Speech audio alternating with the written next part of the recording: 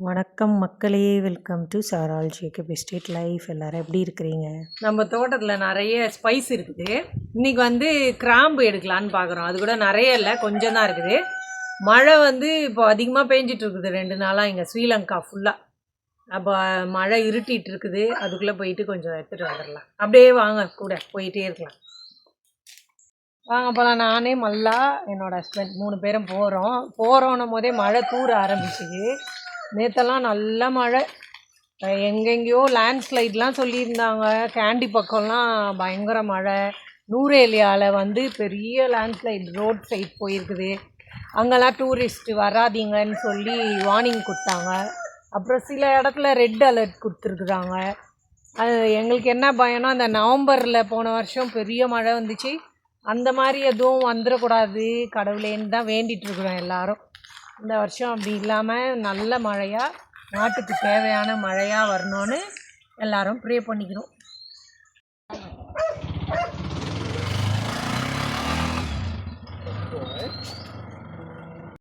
Roxy அஜிகுச்சு, Roxy வா, Roxy வா, Roxy Roxy. அப்படி போகலாம். டூரியன் மரத்தில் வந்து நிறைய காய் இருக்குது. கீழெல்லாம் கொட்டுது, வந்து பாருங்கள். இப்போ பக்கத்தில் போய் பார்க்குறேன். இங்கே பாருங்கள், ஒரு கிளையிலையும் அவ்வளோ காய் இருக்குது. அதில் பாருங்கள் எப்படி இருக்குது. ஒவ்வொரு கிளையிலையும் அப்படியே அந்த குண்டு குண்டாக இருக்குது. ஃபுல்லாக டூரியன் தான். மழைனால திறக்கல, காலையில் மழை, இப்போ திறந்து விட்டுருக்கோம்.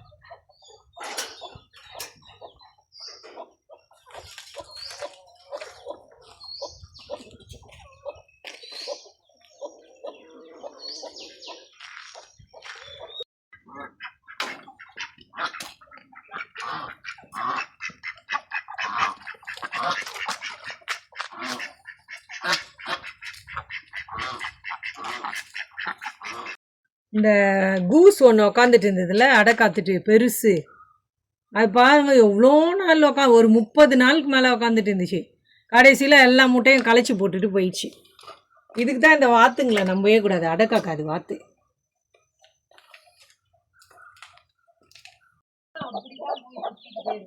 இந்த கோழிக்கு 10 முட்டை கொடுத்துருந்தோம். சக்ஸஸ்ஃபுல்லாக 7 கோழி குஞ்சு எடுத்துருச்சு. நல்லா பார்த்துக்குது. அதில் ஒன்று செத்துடுச்சு, 6 இருக்கும்னு நினைக்கிறேன். இப்போ அவ்வளோதான். நல்லா பிஞ்சு கொட்டுது. இது ரொம்ப சின்னது. இங்கே ஒன்று இருக்குது.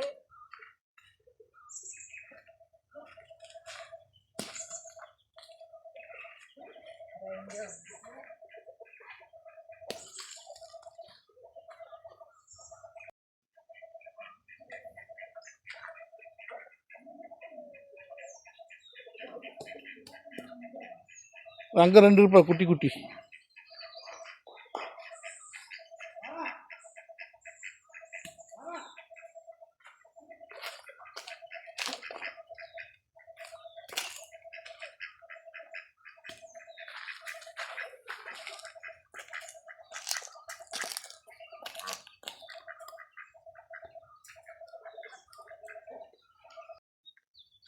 நாங்கள் இப்போ இதெல்லாம் எடுத்து இவ்வளோ தூரம் தான் வந்தோம். நாங்கள் சாப்பிடாம வந்துட்டோம். சாப்பாடு ரெடின்னு கூப்பிட்றாங்க. போய் சாப்பிட்டுட்டு திரும்ப தோட்டத்துக்கு போகலாம். ஸோ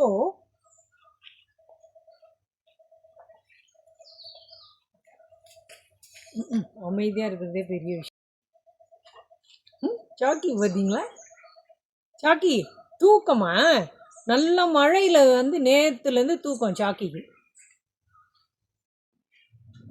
இடியாப்பம், அப்புறம் சோறு கொடுமா. இடியாப்பம்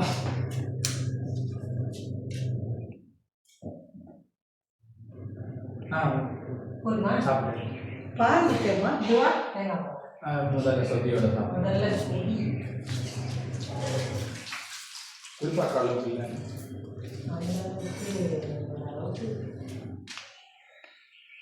பால் தான் எடுப்பேன்.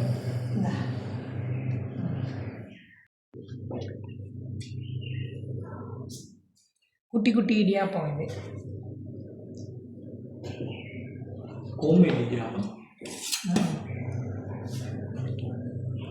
இதுக்கு தேங்காய் பால் ஊற்றி நாங்கள் இன்றைக்கி சம்பல் செய்யலை, ஏன்னா நாங்களாம் தேங்காய் பாலில் சாப்பிட போகிறோம். அதனால இதுக்கு முட்டை ஆம்லெட் என்ன போட்டுப்போம். எனக்கு வந்து தேங்காய் பால் தான் பிடிக்கும், அதனால் தேங்காய் பால் ஊற்றி சீனி போட்டு சாப்பிடுவேன். ஸோ இது வந்து ப்ரௌன் சீனி, அதை அப்படியே ஸ்ப்ரெட் பண்ணிட்டு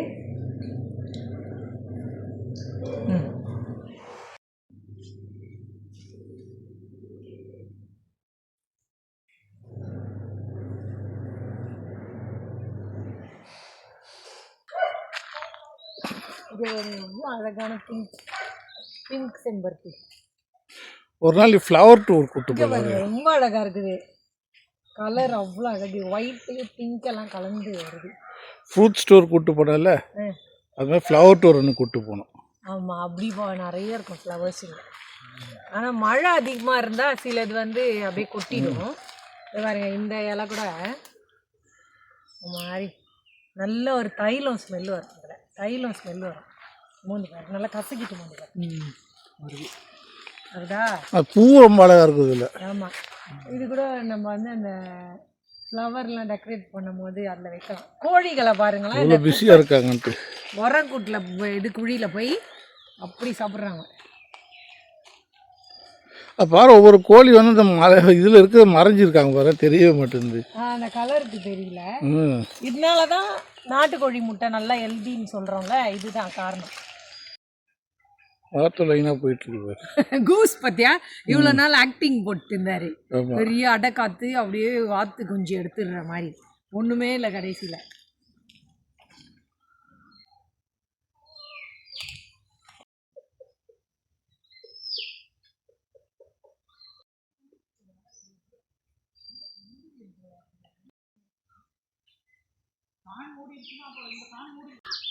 நல்லா காத்தடிக்குது. ஏமல்ல மழையில் கொஞ்சம் பேராவது வேலைக்கு வந்தாங்களே இன்னைக்கு. ஆமாம்,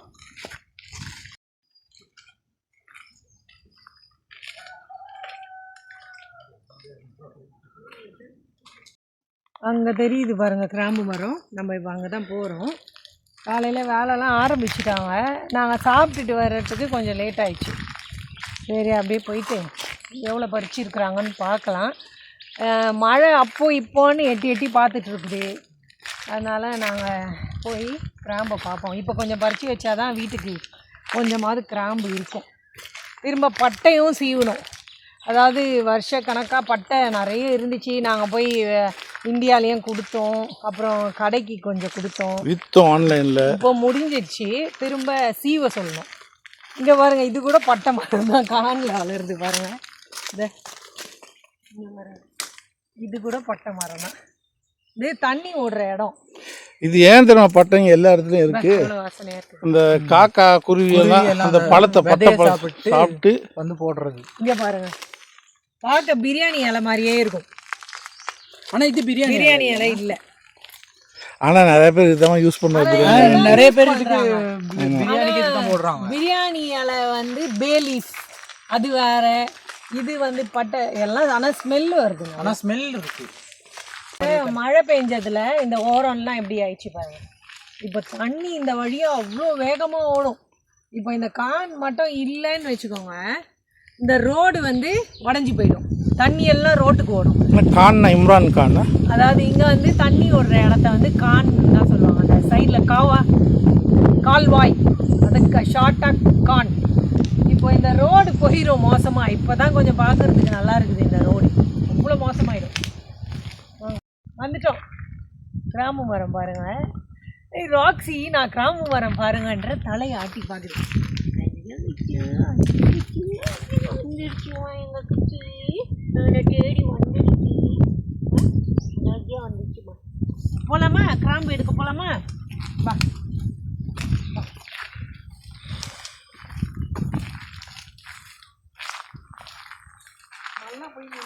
ராக்ஸிக்கு எவ்வளோ வயசு பாகுது? விஜய் வருது, விஜயா தூரத்தில் வருது, தண்ணி வருது. ராக்ஸிக்கு 11 வயசா போகுதுல்ல? 11 வயசா? கிறிஸ்மஸ் வந்தா ராக்ஸிக்கு 11 வயசு. வயசாகிட்டே இருக்குது ராக்ஸிக்கு. அது வேற எங்களுக்கு கவலையாக இருக்குது. ஆனால் இது வரைக்கும் நல்லா ஹெல்த்தியாக தான் இருக்குது. அது நல்லா சாப்பிட்டுட்டு நல்லா குளிச்சுட்டு அவங்க பாரு யாரோ வராருன்னு பார்த்து ஐயோ இங்கே பாருங்கள் இந்த இருக்குது இப்படி தான் வரும் எது மண்ணா கரெக்டாக மழை நேரத்தில் தான் நமக்கு இதெல்லாம் வரும். ஏன் சொல்லுங்கள், காய போட முடியாது வெயிலில். வெயில் இருக்காது, ஆனால் நல்லா காய்ச்சிரும் இந்த நேரத்தில். இந்த இப்படி தான் எடுக்கணும். இந்த கலர் மாறுதுன்னா முத்திடுச்சின்னு அர்த்தம். சிகப்பு கலரில் மாறுது. சிவப்பு கலரில் மாறினாலும் சமைக்கிறதுக்கு எடுப்பாங்க தானே? எடுத்துக்கலாம். காய வச்சு எடுக்கலாம். காய வச்சு எடுத்துக்கலாம். இங்கே பாருங்கள் இப்படி தான் உடைக்கணும். அதுக்கப்புறம் போயிட்டு இந்த காம்பை அந்த பச்சையாக இருக்குதுல்ல அதையும் எடுக்கணும், சுத்தம் பண்ணணும். நிறைய இந்த பக்கம்லாம் பார்த்தீங்கன்னா கிராம்பு பழம் இருக்குது, பழுத்து இருக்குது. இங்கே பாருங்கள் பூத்து இருக்குது. பூத்தா இப்படி தான் இருக்கும். அப்போ அது வேஸ்ட் ஆகிடும். அந்த ஆமாம், அது பழுக்கிறதுக்கு முன்னாடி நம்ம எடுத்துக்கணும். அது அப்படி சிவப்பாகிறதுக்கு முன்னாடி இப்படி பூத்துட்டு தான் சிவப்பாகும் அது. ஆமாம்.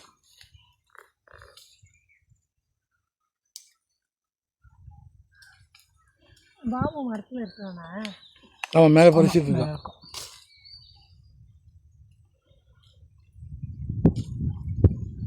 இப்போ இது வெயில் வந்தால் தான் நம்ம காய.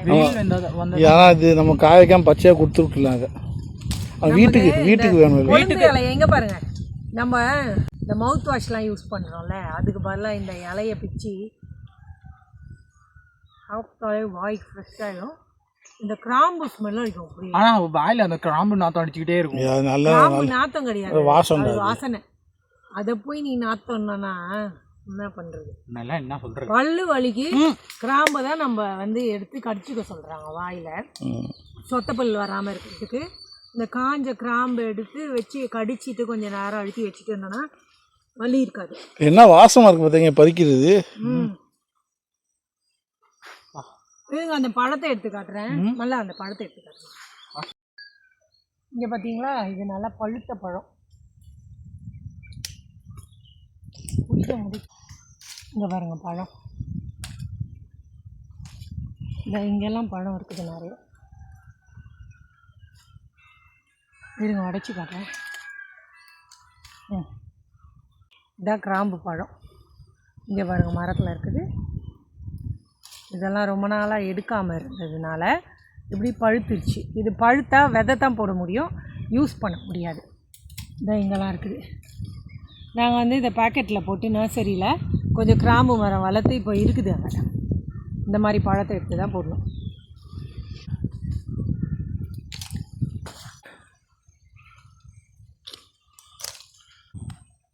கிராம்பு மரத்துக்கு வந்து டெய்லி தண்ணி ஊற்றணும். அதாவது சின்ன கன்னாக இருக்கும் போது. இதுக்கு வந்து ரொம்ப ரிச் சாயில், நல்லா உரத்தோடு இருக்கிற மண் தான் இதுக்கு நல்ல வளர்ச்சியை கொடுக்கும். அதே மாதிரி ரொம்ப சூடு இருக்கக்கூடாது, மாட்ரேட் கிளைமேட், கொஞ்சம் டெம்பரேச்சர் கம்மியாக இருக்கிற இடத்துல நல்லா வளரும். 100 வருஷத்துக்கு உயிர் வாழும் இந்த மரம். நல்லா இருக்குல்ல காய். ஆமாம், இன்னும் இருக்குது காய் நிறைய. பார்த்து பார்த்து எடுக்கலாம். மழை வராமல் இருந்தால் எடுத்து முடிச்சிடலாம். நல்லா இருந்தா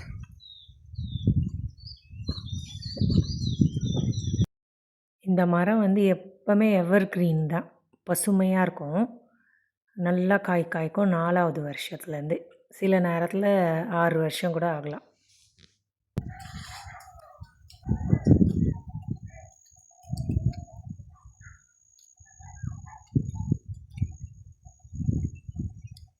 அமைதியே உருவான எங்கள் பங்களோக்கு போகிற வழி இது.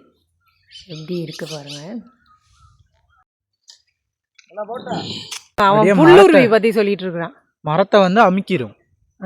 இது மரத்தை அமுக்கி மரத்தில் இருக்க இது எல்லாத்தையும் சத்து எல்லாத்தையும் எடுத்து மரத்தை சாவடிச்சு. எல்லா மரத்துலையும் இது இருக்கும் இங்கே. ஆமாம், புல்லுருவி. நீங்கள் வந்தால் தானே இறங்க முடியும். இப்போ மல்லா இறங்குறத விட நான் இறங்குறது தான் பெரிய விஷயமா. ஐயோ, இந்த காலை வச்சு நீ அந்த பக்கம் வரட்டா கொஞ்சம் பல்ல இது இறங்குறதுக்கு என்ன கூத்து பாருங்களே. ஏய் எப்படிடா இவனை நான் நம்பி நம்பி வாங்க. வெயிட் தாங்க மாட்டேன். தாங்கிறேன் வாங்க மல்லா வாங்க வாங்க மாமா அனுப்பி நீ போ. இங்க ஒரு வாழைத்தார் சூப்பரா இருக்குதா, காலையில இருந்து எடுத்தது. நீ இப்போ டைம் வந்து 10 இருக்குமா, 10 இருக்குமா டைம். இங்கே பாருங்க, இந்த வாழைத்தார் கூட்டத்தில் ஒரு நல்ல முத்துன வாழைத்தார் இருக்குது. ஆனால் இன்னும் கொஞ்சம் முத்த வேண்டியது இருக்குது.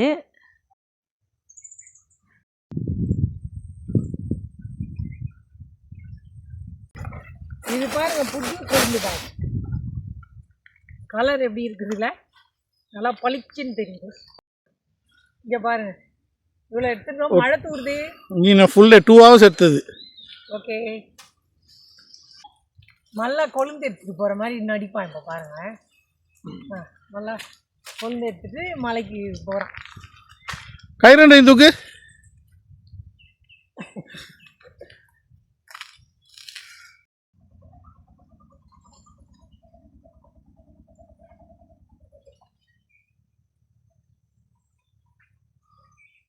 பட்டையில் காய் பற்றியா? எவ்வளோ காய், இதானே விழுந்து காய்க்கு. நம்ம இதை தான் கோழியை குருவியெல்லாம் சாப்பிட்டு போவோம். சாப்பிட்டுட்டு இந்த பழத்தை சாப்பிட்டுட்டு தான் நமக்கு பழுத்து இருக்குது. இங்கே பாருங்க, நான் இது பண்ணி கரெக்டா பழுத்து இருக்குது. மோந்து பாரு எப்படி இருக்குன்ட்டு. இது இல்லைன்னா ஒரு ஸ்மெல்லும் வரல, அந்த பச்சை ஸ்மெல்லு தான் வருது. சாப்பிட்டு பாரு, கலர் பார்த்தீங்களா, சாப்பிட்டு பாரு. ஐயோ வேணாம், ஏதாவது இங்கே பாருங்க கலர் வித்தியாசத்தை பாருங்களேன். பச்சை காய்க்கும் இந்த ப்ளூ மாதிரில இதை போட்டால் அத்தனை பட்டை மரம் வளரும். இதை தான் ஆக்சுவலாக கண்ட இடத்துல வளர்றது. இதுதான் ரீசன். இந்த காய் எல்லாத்தையும் குருவி சாப்பிட்டு போயிட்டு நல்லா பழுத்துருக்குது.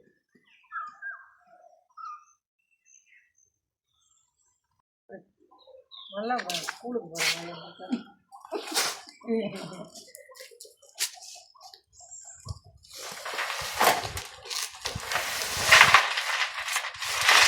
நல்லா முத்திடுச்சு. என்ன அழுத்திருக்கு. படம் வேற நிறைய இன்னும் இருக்கா, இன்னும் இருக்கு, நிறைய இருக்கு.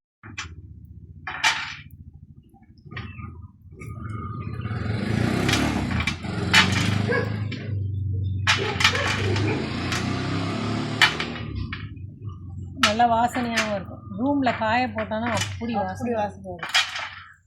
வீடு ஃபுல்லாக கிராம்பு வாசனை அடிக்கும், நல்லா இருக்கும்.